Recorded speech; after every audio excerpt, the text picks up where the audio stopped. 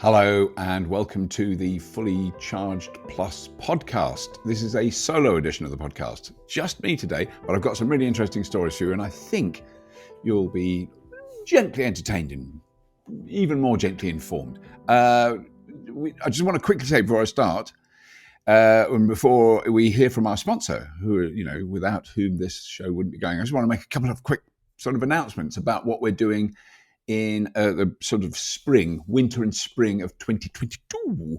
And that is 2 live shows, one in Amsterdam in March and one in Farnborough in April.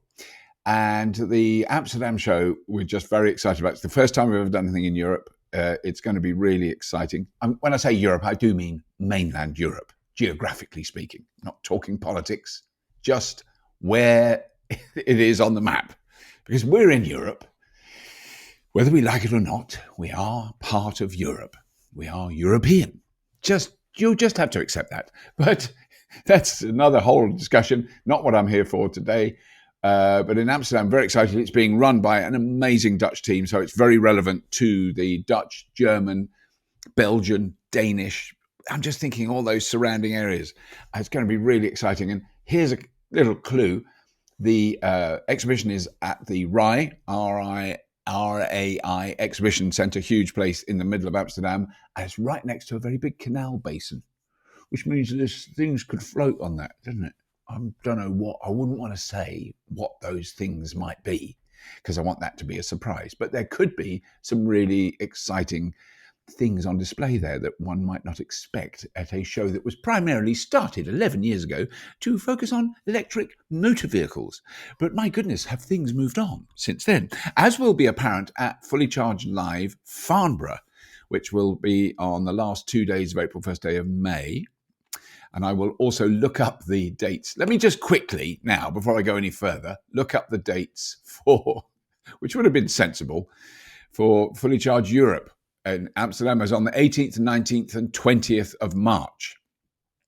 Fully Charged in the UK is on 29th and 30th of April and the 1st of May at Farnborough International, which is very, very exciting. And that is going to be, but the one in Farnborough, okay, so Farnborough is at an airfield. Now, some people who attended Fully Charged Live this year, the big panel we did on electric flight, may remember the response we got from numerous people on that panel about exhibiting aircraft of different types at Fully Charged in 2022, and we are getting some very exciting confirmations in that area. We're at an airfield. There'll be thousands of electric car test drives available. Every electric car you've ever seen or heard of or thought about.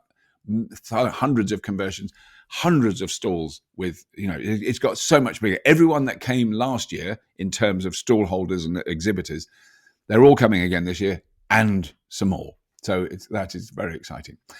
And that's all. And there may be flying type things there. I don't want to go on about that. So I really wanted to mention that first. And now let's turn to a very quick word from our fabulous sponsors, who are just wonderful, and we love them and we adore them, and they're doing so well, and I'm really proud to have any meager association with them.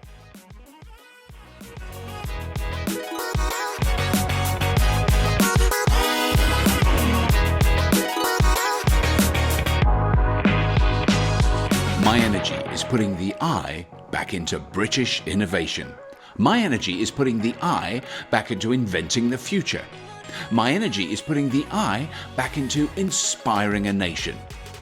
Recharging the world with green, smart energy. Charge your EV with your PV and more. Visit myenergy.com and help to spark the green revolution. My Energy.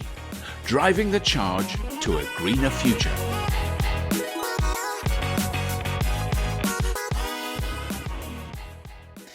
So, okay, in this episode, I want to take a bit of time to have a look at a few stories that have been emerging in the last few weeks. Sort of little news updates, if you like, just little tidbits of information. Hyundai Hyundai sold 94,942 battery electric vehicles worldwide from January to October this year, 2021. 94,000. So what is interesting is because, Hyundai, they're a long-established car company. They also make diesels. They also make petrol engines. They also make pure petrol cars. But what's interesting is how their sales are going and how that's affecting this. This is something we're going to be talking about more and more in the coming months and years. They only sold 34,000 plug-in hybrids. They sold more pure electric cars than plug-in hybrids.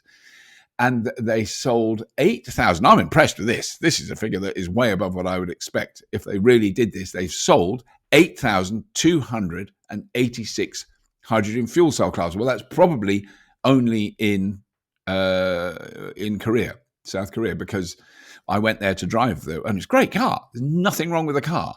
And they do have a bit of a hydrogen fueling infrastructure, although I have to say the one filling station we went to when we were there, we didn't need to fill it. I just wanted to have a look and see what it was like to fill it up. It wasn't working, which I don't think I said at the time because I didn't want to be mean. That's the problem with me. I'm too wet and wishy-washy.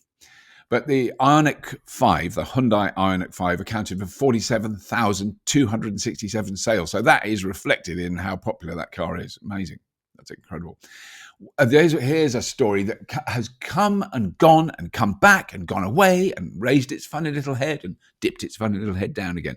Apple Cars, Apple computer company making cars. The absurd computer rendering images of what Apple fanboys think the Apple car would be like. If you look back, like in 2016, there was a lot of rumors, 2015, 2016, lots of rumors about Apple cars. I never quite bought it. I couldn't quite see it. But now, and what they had done then, they'd hired lots of people then. They were running a big skunk works. It's called Project Titan. And the rumors were rife in 2016. And then it literally just closed down. Everyone that was working there lost their job. They let go of over 1,000 people were let go, which is corporate speak for being told to sling their hooks. That was the end of them. And that was the end of it. And I'd forgotten all about it. There was this whole notion that Apple were going to make cars. Now, Apple are spending gazillions of dollars, of which they have shed loads more. They are hiring everybody and their uncle and auntie to work on this project. So engineers from Tesla, from Daimler, from Airbus Industries, from Volvo, from General Motors, all around the world, they're hiring people and they are developing a car. And they have, I don't know if there's an official statement, but there's certainly such solid blocks of information coming out now consistently that by 2025, so we're talking 3.5, 4 years, 2025, they will launch their first fully autonomous electric vehicle.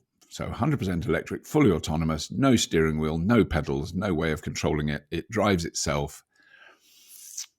And that's fine. And who knows whether they'll do it, and who knows, the discussions that I've been hearing about where they'll be allowed to drive these cars, how restricted they'll be geographically, how no one has really got to level 5 autonomy, which is the idea behind a car with no steering wheel, basically a car that can cope with any traffic situation that it's faced with without a driver intervening. So there are quite a lot of experimental cars on the road now that Uber are doing, that Google have done, that various car companies have tried. Level 4 autonomy. I've experienced those. So that's in a car with a steering wheel that a driver can take over. And the one I remember very clearly which is on Fully Charged, on the Fully Charged Show YouTube channel, is Nissan. A few years ago now. I wonder how long ago that was. 4 or 5 years ago, I'd say. I got driven around London in this extraordinary Nissan Leaf and the driver didn't intervene. It went through the most complex traffic in London. So from highways like dual carriageways, that scale, roundabouts, traffic lights, multiple junctions, buses pulling out from the side, kids, dogs, women with prams crossing pedestrian crossings, jaywalking pedestrians, which we have a lot of in this country. And this car coped with them all brilliantly. It saw all of them. It could see behind them. It could see who was coming up behind. It could see who was at either side. Really brilliant piece of tech. We drove probably 14 miles through London. Took quite a long time. Went back. Then they showed me the back of the car. So the trunk / boot of the Nissan Leaf was really full of what I think of as now as old-fashioned desktop tower computers, all jammed in together. So really an enormous amount of computing power needed to do the job and an enormous amount of energy. So that was a 40 kilowatt hour Nissan Leaf that you would normally expect to be able to drive, a good 130, 140 miles, particularly in an urban situation. The engineers told me it can only do 40 miles. So the batteries were being drained by this huge computing demand. But that is the key to me, is what would you need to do to make that a plausible technology? And it is basically to shrink the size, the physical size, and the energy demands of those of that computing power, which is what Apple are doing. I mean, I'm recording this on an Apple Powerbook with an M1 Pro chip. And that is as technical as I'm going to go. But what I can say is, because I edit on this machine, when you render video, when you've finished editing and you render video and you export it, that is an enormously complex process, which uses a lot of power. On my old computer, the fan was going like crazy, and it took maybe, let's say, for a 20-minute episode of Fully Charged, 40 minutes to render and process it. Now, I don't even know how long it takes, but it's much less than a minute, and there's no fan running, and it just goes, and it's done. And all those habits that you get into when you're processing video and you're doing that is you go and make a cup of tea, you go for a walk in the garden, you go and look at your fish pond. Now I haven't got time. It's done. So there are disadvantages to phenomenally fast computing power. But if Apple can produce those chips themselves, these are their own chips. They're not from Qualcomm or NVIDIA or anybody, all those other people that make chips. They are made by Apple, and they are phenomenally powerful. So if they can shrink down the monstrous amount of computing power you need for a fully autonomous level 5 vehicle and make it fuel efficient and make it electric so it goes and charges itself, if they can solve all those problems, they're certainly hiring enough people and they're certainly spending enough money to make that plausible. Here's the thing, last thing about this. Would you want to own, like literally as a private car, a fully autonomous Apple car? Why would you want to do it? There's also a lot of talk that Apple and Hyundai are going to work together. So Hyundai will build the cars, the physical car, but the whole software that runs it will be an Apple product. And there's kind of all sorts of discussions about which way they would go with all that. Would they sell Apple inside? You'd have that sticker on the back of your Rolls Royce or your Jaguar, because they're going to be, that by the time they do it, they're going to do that better than anyone else. That's a simple fact. And whether it's worth it and whether you want to own a car like that. I mean, I would be very happy to use a car like that in a city where it was legislated they were allowed to be used, so like an Uber, just so you can use it and you'd get in. It would be a thrill for the first couple of times, then it would become normal really, really quickly, which would mean you'd have to run a service, a transportation. So it's mobility as a service. There's a lot of conferences about that around the world. I occasionally get invited to, the mobility as a service conference in some far-flung city, which I'd love to go to, but I don't do that anymore. Anyway, Apple cars. It's just basically, I don't want to speculate about it because it's boring. I won't mention it again until they actually launch one in 2025. That's really, otherwise it's not really worth talking about. Here's an interesting little thing. Coke Industries. Now, some of you will have heard of the Koch brothers. Many of you may not have heard of them. They were two brothers that ran an enormous oil and gas company. One of the brothers passed away in the last couple of years. So it's just one. They're not brothers. It's just Coke. And they have been really unpleasant. I think it's fair to say they have spread climate change denial nonsense for decades. They have funded, some of the most scurrilous and repugnant extremists and fanatics in the world of, sort of political punditry. They were thoroughly unpleasant people. I'm not going to back off from saying that. I find them really repugnant, and they're very, very tied in with, spreading FUD. That's been their main function because they're just desperate to carry on selling as much oil and gas as they can because they're hugely rich. Well, interestingly now, they have started investing in a company that is manufacturing, grid level energy storage, batteries, which is very interesting. So the links to all these stories are in the show notes for this podcast. But I thought that just caught my eye, because that shows there's a little change. They're going, yeah, we must push oil and gas and destroy renewables, and electric cars are a con job, and the climate change is fake, and the world's flat, and vaccines are made by space lasers built by Jews and fired at California to make Bill Gates own your testicles. Really good quality, highly intelligent news. I don't even want to talk about it. But Coke Industries are now, and when I say invest, it's hundreds of millions of dollars. It's not like, here's 50 quid, build your battery, and now let's pay some lobbyists. I bet they're paying lobbyists to undermine the transition to renewable energy and electric ground transportation, probably paying more. But at least they're putting some of it into building batteries. Another interesting story from Reuters. And this is the sort of story that I think the general public would never know about. But it's what's happening with people who work in the oil industry.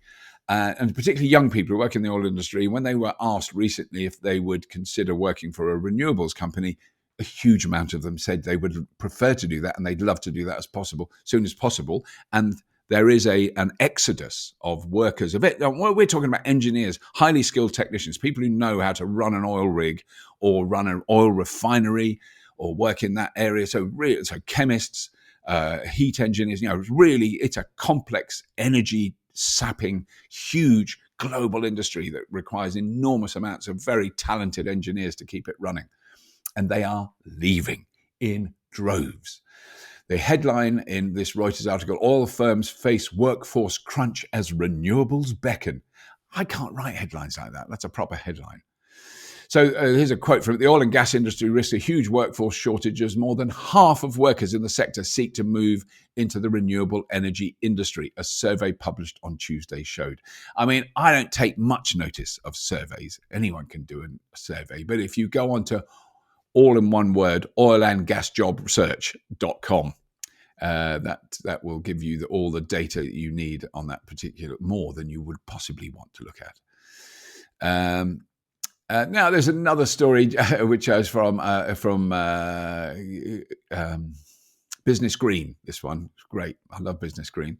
Just in case there was any doubt, which I'm sure amongst the intelligent people who listen to and watch Fully Charged show wouldn't be. But if there's any doubt about the reason behind the massive hike in both gas and electricity prices in the UK, it is due to renewables.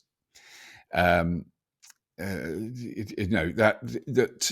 there often are stories given about, when wind turbines aren't turning, the companies that run them are still making money, which in some cases is true. Not going to deny that. There's the complex system that maintains and operates the national grid on a financial level is mind-bogglingly Byzantine in its complexity. But here's a really important thing. So just think, like now, today, it's sunny at the moment in this country, in the UK. It is slightly windy. We have had a lot of wind. So solar and wind are actually producing quite a lot of our electricity, sometimes up to 40, 50%. I wouldn't think so quite today. But what happens then is we don't need a lot of the other generating capacity. Like, say, there's 10 gas-fired power plants. We just don't need that electricity. We're getting it from renewables and nuclear. So what do? Oh, well, you turn them off, which is quite simple to do. That's not a big, complex thing. They get turned down, and therefore, but they get paid. They are still being paid, even though they're not working. They're not generating electricity, but we as consumers, through the electricity bill system, through paying for the grid, we are paying them to do nothing. They're not burning any gas, so they're not paying for the fuel. They're being paid to do nothing because we need them tonight when the demand goes up and the solar goes down. Maybe it's less windy. We need that to cover the gap. So then they turn on and then they produce a lot of electricity from burning imported expensive natural gas. That's why electricity is expensive at the moment. It's because of gas. The one failing, as many, many pundits, observers and specialists in the field have said, the one thing we need to do is increase the amount of renewables that we have on tap. which is very good. Lovely story in Forbes. Saw this lovely story in Forbes, which is the title is "Don't Fall for the Myth That Internal Combustion Cars Are Greener Than Batteries Over Their Life." They are not. I won't go on into that story anymore because you all know that anyway, probably. And if you don't know that, then read the story. The link to that story is, as I've said, in the show notes beneath this. Well, it might not be beneath, I suppose. If it's an audio podcast, it's connected to it in some way. Now then, a couple of TV shows were on in the UK in the last week. It's interesting. One on Channel 4, Channel 4 television. I've done a lot of work for them. Scrap Heap Challenge, for example, was on Channel 4 for 10 years. But this was a long-running documentary series called Dispatches. I'm good friends with one of the journalists who works on this show. This particular show wasn't involved in this one.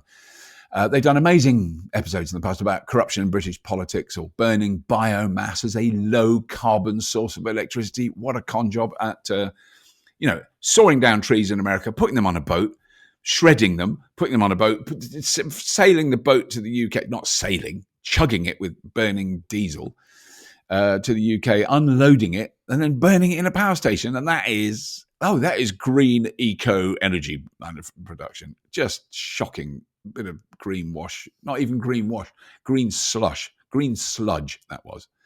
Anyway, they just made an episode called The Truth About Electric Cars, which is an incredibly annoying title. I mean, so I was pre-angered when I eventually got round to watching this, but actually it was much more balanced than I expected. It was very critical of the public charging infrastructure in the UK.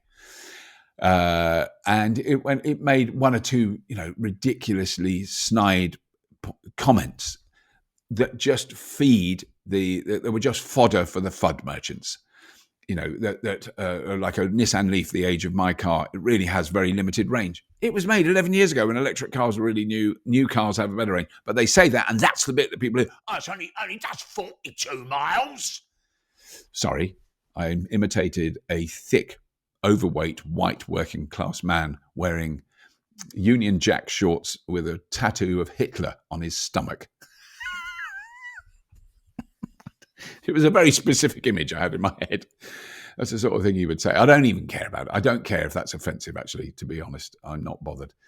Anyway, but that was one of the problems I had with it. But it was really spot on in its kind of quite angry critique of the frustrations and the anxiety and the annoyance of the public charging infrastructure. And it said very clearly, how does this get resolved?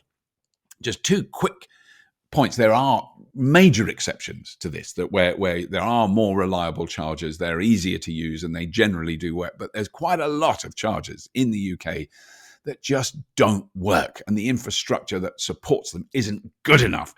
And it's just incredibly frustrating. And here's the problem. Why can other people do it? I'm going to mention two specific companies. The one that is obvious is Tesla. Why does Tesla's charging network work? I'll tell you why very briefly. It's because they make the cars, they make the chargers, they make all the software that joins them together, they make the batteries that back up the chargers at the location where the chargers are. That's a very common sight. You may not notice if you see a load of Tesla chargers, but very often there's a sort of a panel fence around a little area, within 50 meters of the chargers, and that contains batteries. Those batteries are charging all the time so that when loads of cars plug in at once, they can dump the power from the batteries into the cars. That's not unique to Tesla. GridServe do it as well, and numerous other companies do it. But Tesla were first. Tesla make it work. You go up to a Tesla supercharger in a Tesla car, it will work. You don't have to put a card on. You don't have to be a member. You're a member because you bought the car. They can make it work. Here's another example, which is a charging network that works for any car, Fastned in the Netherlands. I know there are others around the world. I've used Fastned a lot, so I have absolute personal confident experience of it. You drive up to a Fastned the very first time, you have to get the app. You get the app, you download it, you have to put your card in, you put the expiry date, all that stuff, really annoying. Then you plug your car in and you go charge, and it just charges. From then on, you never have to do anything. You drive up, you plug your car in, it charges. You pay for it, Still the same, but it all works seamlessly and it's incredibly reliable. And all the charge points are undercover. And there are every single motorway services in the Netherlands and some outside. So we've got one in Newcastle in the UK, and we've got one down south near Hastings or near Dover. And they just work. So when you're driving along, you're going, oh, I only got 60 miles. I might top up. And you go, oh, there's a motorway services. You don't even think. You pull in, you stop, you plug in, you go and get a cup of coffee, you come back, it's charged, you carry on. That's how charging has to be. And it isn't like that. You're driving in England, you're going, I hope that particular one is working. You've looked on Zap Map, it says it is. You get there, either there's someone else using it or it's not working.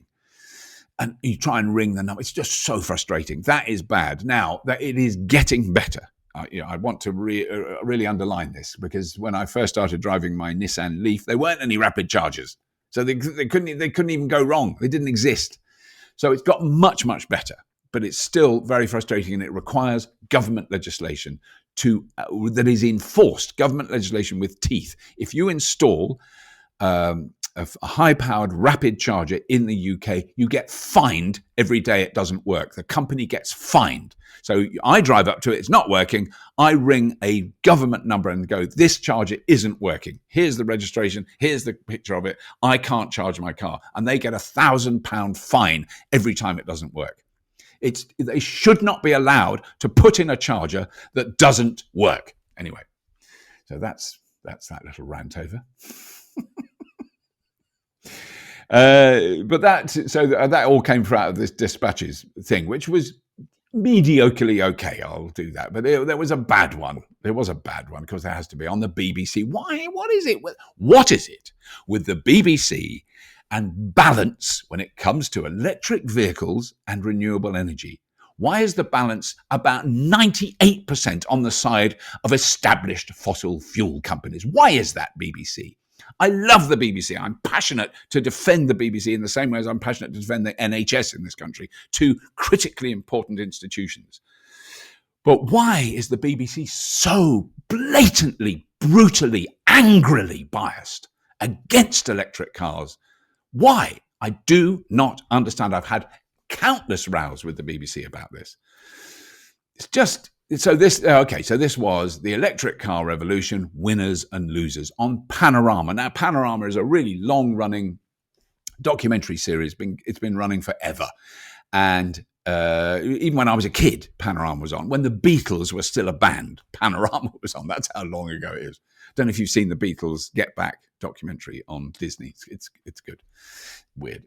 I'm not a mad fan. But anyway, but this documentary was about artisanal cobalt mining in the Democratic Republic of the Congo. Really important topic. Lots of footage of loads and loads of people digging up cobalt in a big open cast mine. Call it a quarry. It wasn't underground mining. It was a quarry. And very shocking imagery for everyone to see, because it's happening. It's happening today in the DRC. It's a politically very vulnerable country. There's a lot of, they have enormous mineral wealth. It's being exploited by American and Chinese companies in the main, some British ones. The vast majority of mining in the DRC is done by massive multinational conglomerates with machinery in very, very heavily regulated open cast mines. That's not to defend it. It's just to say, it's just to put the stuff in perspective. And there is a small amount of artisanal mining. And artisanal mining is such an annoying term. It's like cottage industry mining. It's just individuals digging up. And so there's a co-op of adult Africans that dig up cobalt and sell it and make a living doing that. And it's very hard work, but they're not forced to do it. They're not being driven there by gang bosses who are making them work for tuppence. They don't earn much money. This whole program was a rabid, spittle-flecked rant, hatred, a hate piece about Elon Musk in particular. His name was repeatedly mentioned, and Tesla.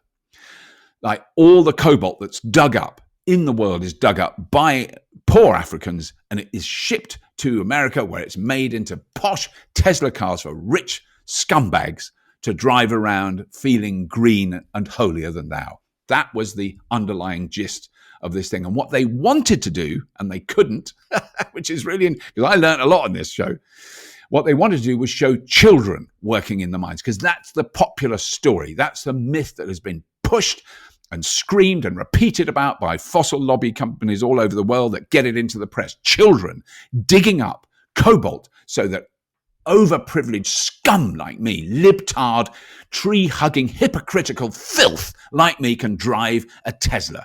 And it makes them so angry. And this guy was furious. He hates how rich Elon Musk is and Tesla scum. Absolute rabid hatred, uncontrolled. This is supposed to be balanced journalism on the BBC. This was an ultra right-wing hate piece done by a manic hater. Just shocking. I'm layering on pretty thick now, just to give it a bit of balance.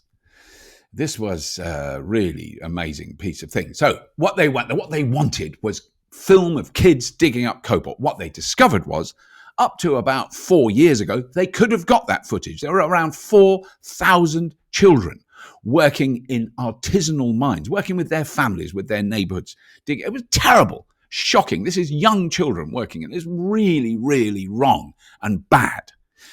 And that has stopped. The mining companies in the DRC are now funding schools, helping fund the schools, feeding the children, supplying the food so that the children have something to eat when they go to school. That's where their main meal is.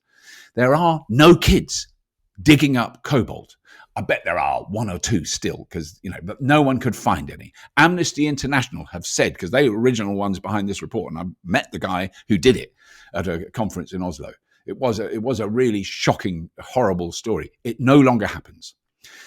And that's going to cause some concern, because a lot of fossil fuel lobbyists really depend on it for their living to go on about it. So there's now about 15,000 adults who earn a meager living. But this is soon going to stop. That's partly what the program is about, because Glencore, big mining corporation, have bought the open cast quarry mine that they're all working in, and they're going to use machinery to dig the cobalt out, and the poor blokes are not going to have any more. It'll employ a tiny fraction of the people who are doing it now. And so I don't know, but there's no response to that. They actually want the people who work there. When you see the images of these guys working in this huge quarry, you think they're all being forced in there at gun. No, they want to work there because that's how they earn a living. And now they're not going to be able to. But anyway, more important than any of this, in this massively biased pro-fossil fuel, anti-electric car hit piece broadcast on the BBC, the British broadcasting company, ultra-biased, fanatically anti-electric car. I want them to respond to this. And I want, if you know anyone at the BBC, send them this link, send them me ranting about them, because it really is painfully, brutally smack you in the face with a rock obvious. But let's start with a blindingly obvious thing that they never mentioned. Other electric car makers. Did they ever mention Renault, Nissan, BMW, Volkswagen, Jaguar Land Rover? Did they ever mention that they also use cobalt that comes from the same mines? No, they never mentioned them. Did they ever mention the fact that they use the electronics that we're all using? This computer that I'm talking to you on, my phone, that has cobalt in it. That has far greater percentage of cobalt per gram of battery than any electric car. It's far more. You need it to make it safe.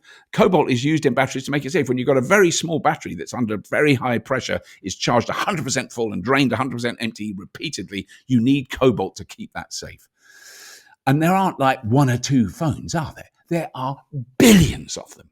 That is, hundreds of millions of tons of cobalt every year are used in the manufacturing of electronics that are nothing to do with electric cars. Was that ever mentioned? No, no, no. They just talked about Tesla, Tesla, Tesla, Tesla, like rabid, ranting, right-wing runts. What about the camera that they filmed in the quarry with? That's got cobalt in it. Where did that cobalt come from? Anyway. What about the servers that the BBC iPlayer system is held on? That has huge amounts of energy used, and huge amounts of cobalt used in the systems too. And then here's the last one, and the most important one. Did they ever mention the fact that the fossil fuel industry is one of the biggest consumers of cobalt on the planet. Cobalt is used to refine diesel and petrol, to remove sulfur. It has been doing, it's not new, they've been doing it for the last 30 or 40 years.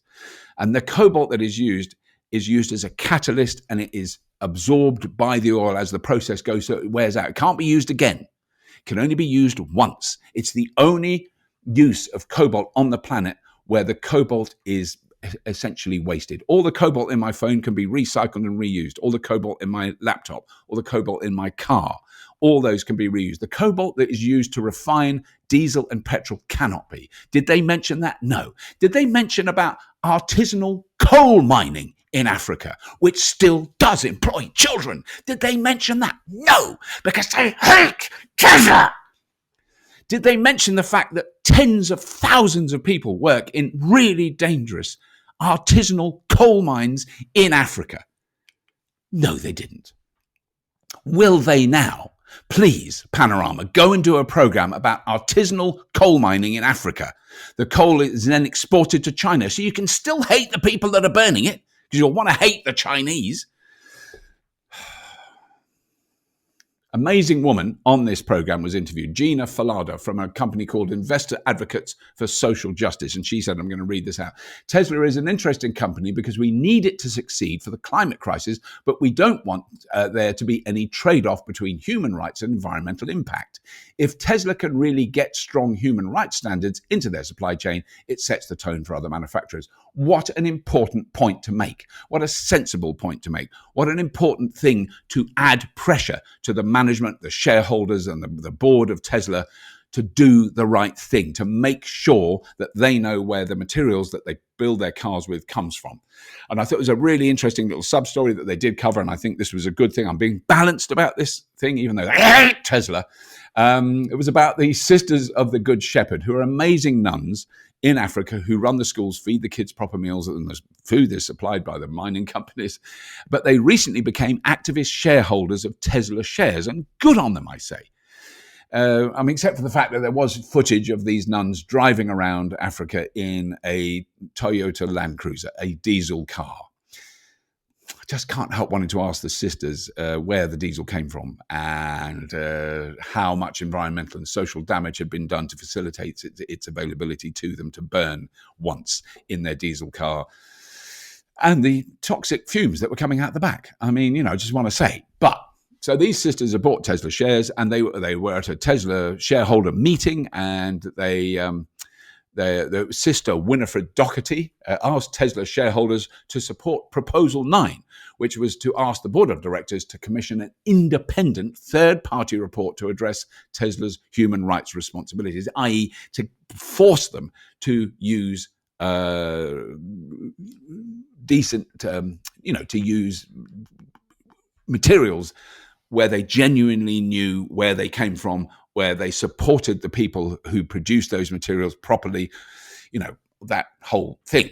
Really good. Of course, did the shareholders vote for that? No, they didn't. They voted against it, but only just. It was almost 50-50, which is, and it's disgraceful. And I think we can be, I'm not a Tesla shareholder, so I'm very proud to say I can be critical of the scummy shareholders and the board and anyone at Tesla who didn't vote for that, because it's painfully obvious that's what they should do. And I think at the next shareholder meeting, they probably will. So anyway, that's enough about Panorama. Now, here's one final and I think very interesting story. And just for people who are watching this on YouTube as opposed to listening to it, people who are listening to it, this is of no consequence to you. But people who are watching may have noticed I look slightly different. I've changed my shirt. That is because I recorded the first bit of this 2 days ago, and I ran out of time. And I had to go to a conference and then do another interview. And since then, we've been filming all day yesterday. And now I'm about to do a podcast interview in a moment. And I've just got time to finish this one. So you've got to fit these things in. It's not like I work all the time. I've also been doing some washing up. I've just been feeding my chickens. I've got other tasks that I have to do that are completely irrelevant to this podcast. I've got one more story, which I think is interesting. And it's kind of, you'll be half amazed and flabbergasted and half going, we know that already, some of you. So, shocking and challenging. Electric cars are cheaper to maintain. There you go. That's the gist of the story. Well, who knew? I mean, do old school media and old fashioned newspapers explain how electric cars are cheaper to maintain than petrol and diesel? Are they constantly running those little stories? No. They talk about range anxiety like people with a problem, that just endlessly repeat the same thing. So you may be wondering, this is a report that has proven beyond any doubt that electric cars are cheaper to maintain, which is something, if you've driven an electric car for a few years, anyway. Who came up with this report? You would imagine someone like me, some tree-hugging idiot, duped by the evil battery lobby. Or some old tech nerds in Silicon Valley who've got loads of Tesla shares. That's who would write this sort of report, to try and fluff up electric cars, to con people into imagining that they're actually a slightly better technology than the rubbish we use at the moment. So it's actually not any of those, the above. It is a thing called the United States government. The Office of Energy Efficiency and Renewable Energy came up with this report, which is a US government agency. I'm going to read this in American. Just indulge me. I enjoy it. The estimated scheduled maintenance cost for a light-duty battery electric vehicle, or BEV, totals 6.1 cents per mile, while a conventional internal combustion engine, ICEV, totals... Wait a minute, ICEV. Oh, I see. Sorry. I'd read it as ICEV, which is not right, as in internal combustion electric vehicle. No, internal combustion engine vehicle. This is proper American government speech. ICEV. I see you're driving an ICEV instead of an EV. Oh, no, I even got that wrong. I'm going to shut up about that bit and just carry on. Anyway, the conventional internal combustion engine vehicle totals 10.1 cents per mile. A battery electric vehicle lacks the internal combustion engine oil, timing belt, oxygen sensor, spark plugs, and more, and the maintenance costs associated with them. I don't think I could have read that worse. But I'm not going to do it again because I haven't got time. Now, it's easy to forget that a vehicle with an internal combustion engine and a transmission has about 10,000 moving parts. 10,000. There's been some disputes over that. It depends on the engine. Obviously, the less cylinders an engine has, the less moving parts it has. But don't forget the gearbox, the oil pump, the water pumps, the enormous complexity of maintaining and running an internal combustion engine. A battery electric car has fewer than 10 moving parts. Fewer parts means fewer things to go wrong, fewer things that need servicing, fewer things that need replacing, and paying less money. You then pay less money to have your car serviced. I know this from 10 years of actual experience. And why, pray, would the US government be interested in such details and relatively small savings per mile? You've got to remember that gasoline in the United States, in comparison to what we pay here in Europe, gasoline is virtually free. It's so much cheaper. We pay a hell of a lot more for petrol and diesel, or gasoline and diesel, than people in the United States.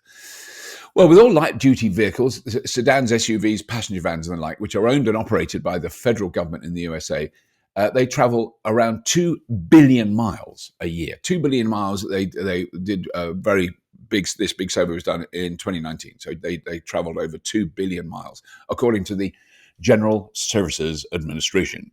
That difference of 4 cents a mile, there's a difference of 4 cents a mile. It costs you 4 cents a mile to drive an ICE vehicle than it does an electric one, just to really make this clear. And those savings translates into a total saving of $78 million a year, which is quite substantial. I mean, for a government that spends quadrillions, I don't even know, it may seem a paltry sum, but $78 million a year is quite a lot. If you include the huge, this is only maintenance. I just want to underline this. This has nothing to do with fuel costs. This is only maintenance. If you include the huge reduction in fuel costs, and as I said, even in the USA where gasoline is dirt cheap, if the US government fleet was 100% electric, they would save around $2.28 billion in the next decade. And I think they will be doing this. A lot of talk about electric buses in the United States. I think we've mentioned that on the podcast before. We certainly mentioned it on the show, and we really want to do a show about electric buses, electric school buses. This is very specific. Electric school buses in America, because they're a perfect case for having vehicles that are linked to the grid when they're not in use, which in the case of school buses in particular in the United States is the vast majority of their working lives.